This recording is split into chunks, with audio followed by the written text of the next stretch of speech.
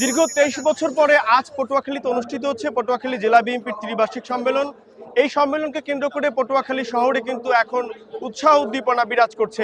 আজ এই সম্মেলনে উপস্থিত থাকবেন বাংলাদেশ জাতীয়তাবাদী দল বিএনপির কেন্দ্রীয় ভারপ্রাপ্ত চেয়ারম্যান তারেক রহমান। তিনি ভিডিও কনফারেন্সের মাধ্যমে এখানে প্রধান অতিথি হিসেবে উপস্থিত থাকবেন। এছাড়াও উপস্থিত থাকবেন আব্দুল্লাহ আল মিন্টু সহ পটুয়াখালী জেলা বিএনপির সিনিয়র নেতৃবৃন্দ উপস্থিত থাকবেন। বাংলাদেশ জাতীয়তাবাদী দল বিএনপির ভাইস চেয়ারম্যান ও পটুয়াখালী 1 আসনের সাবেক সাংসদ আলতাফ হোসেন চৌধুরী সহ কেন্দ্রীয় বিএনপি অঙ্গ সহযোগী সংগঠনের সিনিয়র নেতৃবৃন্দ। ইতিমধ্যে সম্মেলনকে কেন্দ্র করে কিন্তু নেতাকর্মীরা সম্মেলনস্থলে উপস্থিত হচ্ছেন। একটি বিষয় হচ্ছে যে পটুয়াখালীতে অনুষ্ঠিত এই সম্মেলন কিন্তু সরাসরি ভোটের মাধ্যমে দলের সভাপতি এবং সাধারণ সম্পাদক নির্বাচন হবে। আজ প্রথম অধিবেশন শেষে দ্বিতীয় অধিবেশনে এই সম্মেলনের ভোটার অনুষ্ঠিত হবে। এখানে প্রায় 520 জন ভোটার সরাসরি ভোটের মাধ্যমে তাদের দলের সর্বোচ্চ যে নীতি নির্ধারক রয়েছেন তাদেরকে নির্বাচিত করবেন। একটা বিষয় হচ্ছে পটুয়াখালী জেলা বিএনপির সভাপতি পদে ইতিমধ্যে 2 জন এবং সাধারণ সম্পাদক পদে 6 জন প্রার্থী ইতিমধ্যে মনোনয়নপত্র দাখিল করেছেন।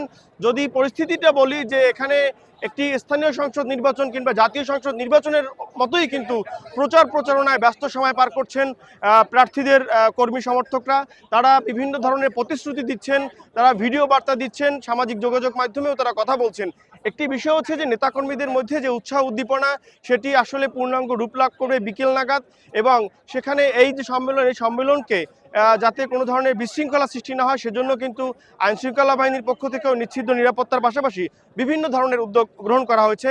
আমরা দেখছি সকাল থেকেই রং বেরঙের টি শার্ট থেকে শুরু করে ক্যাব, বিভিন্ন ধরনের শোভাযাত্রা নিয়ে সম্মেলনস্থলে উপস্থিত হচ্ছেন। এবং যেহেতু বড় একটি প্রায় 1520 জন ভোটার সরাসরি ভোটের মাধ্যমে তাদের দলের সভাপতি এবং সাধারণ সম্পাদক পদে নির্বাচন অনুষ্ঠিত হবে, সেই ক্ষেত্রে এই 2 পদকে কেন্দ্র করেই কিন্তু এখানে প্রচার লক্ষ্য করা আছে।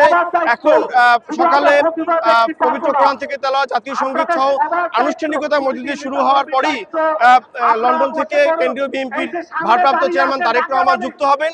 এছাড়া এখানে সরাসরি যারা আমন্ত্রিত অতিথি হিসেবে তারাও যুক্ত হবেন। এবং এই সম্মেলনকে কেন্দ্র করে পুরো পটুয়াখালী জেলা শহরকে কিন্তু বর্ণিল রঙে সাজানো হয়েছে। আমি যদি বলি পটুয়াখালী 4 লেন সড়ক থেকে শুরু করে সার্কিট হাউস, চৌরাস্তা এবং পুরো সড়ক মহাসড়কগুলোকে কয়েকশো ত্রণ, ফেস্টুন, ব্যানার দিয়ে পুরো শহরকে সজ্জিত করা হয়েছে। রাতে সম্মেলনস্থলে আনানো হয়েছে বিভিন্ন ধরনের আলোকসজ্জা।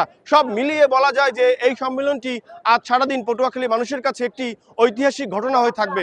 পটুয়াখালীর ব্যায়ামাগার চত্বর থেকে আমার কাছে এই ছিল সর্বশেষ।